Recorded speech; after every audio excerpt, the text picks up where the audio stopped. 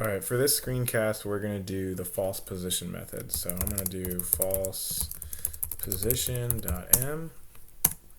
And I think the main request was to graph it. So we're going to try to graph it. So I'm going to say function false position. I'm going to have no inputs.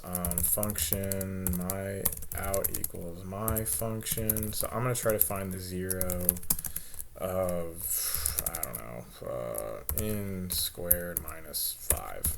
Okay. All right, so to use the false position method, I'm going to go over here and tab to Firefox. So I have numerical methods open. So here's the equation that we need. So I'm going to put this over here. I'm going to grab the editor, put that over there. Okay, so what we need is we need a while loop with an error, and we want the absolute, and we want this to loop while we're greater than 1, you say minus 4. Okay, so this is our main false position loop,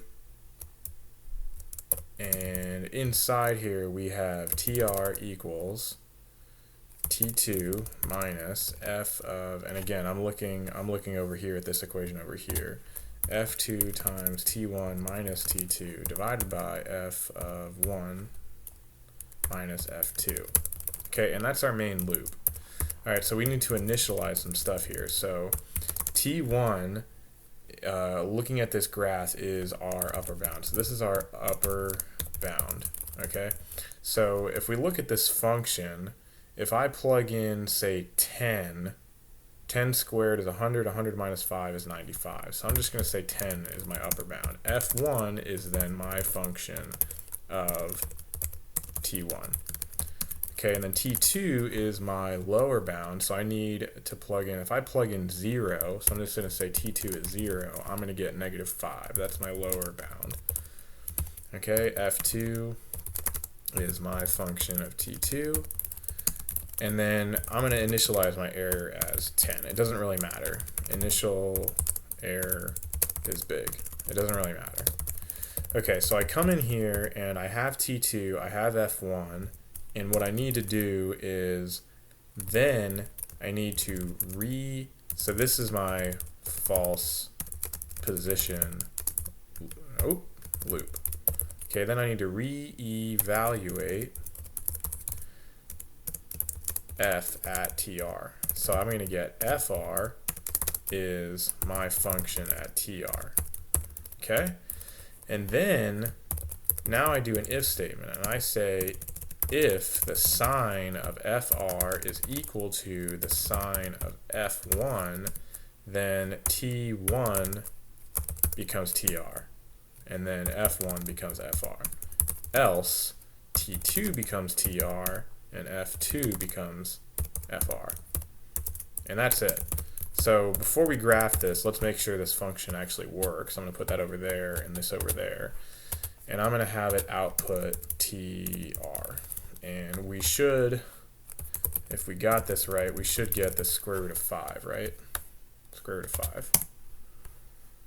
Okay, so it looks like, okay, we forgot to recompute our error. So the reason why I knew that is because when I ran it, notice that it says busy over here in the lower left hand corner, and the code is just running over and over again. So this while loop isn't ending, so we need to recompute our error. So error is just going to be, since I don't know what the actual answer is, I mean I do, but in general senses I don't, I'm going to say it's just the absolute value of fr.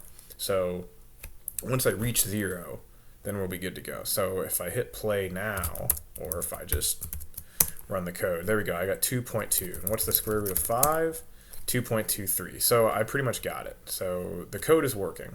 So the request was to actually plot what's happening. So before we can go, what we need to do is we need to make a t vector that goes from t1, say t2, 0.01. Well, I'll do linspace. Linspace 0 or t2 comma t1, I'll say 100 points, and then f is my function of t, and since t is a vector now, I need to make sure I put a dot operator down here, and then I'm going to go ahead and just plot t comma f, and then if I hit f5, Okay, so it didn't like something. Okay, what didn't it like? Oh, okay, I did linspace T2 to T1, sorry. Okay, there we go. So there's my graph. It crosses the 0 here. So what I'm going to do now is I'm going to throw in a hold on. I'm going to set my I'm going to do fig equals figure. I'm going to do set fig, comma, color, comma, white. I'm going to turn a grid on. Okay, and then now when I hit it, now it looks a little bit better. All right, and then what I'm going to do is at the beginning of every loop, I'm going to plot T2 to T1, and then F2 and F1. And I'm going to plot in colors IDX. And actually, before I do this, I'm going to figure out how many iterations it does. Iter equals 0, iter equals iter plus 1. So it looks like it does 27 iterations. I'm going to reduce the error threshold. It does 17 iterations. Okay, it does 12. All right, that's fine. So it does too many iterations. That's fine. So I'm just going to plot a, forget colors IDX. I'm just going to plot a red dashed line. Okay, and then to make this better, I'm going to go ahead and throw in a pause. So every time it runs it, it'll pause. So if you look down here, paused, press any key. So right now, my lower bound is down here at 0. My upper bound is up here at 10, and then it crosses the 0 down here. So when I hit enter, it's going to now draw a line between these 2 points, and then these 2 points, and then these 2 points. And it's going to keep going over and over again. And it looks like because of the initial condition that I picked, it doesn't look very good. So now that I have a picture of the graph, I'm going to change my initial guess to be, say, 4 instead. And let's see if we get better results. So that looks a little bit better. So you can essentially see how the line is propagating through the space.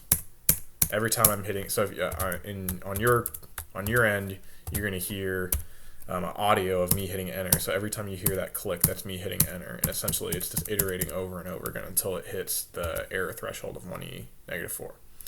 All right, hopefully this is what you were looking for, and hopefully you'll be good to go. Good luck.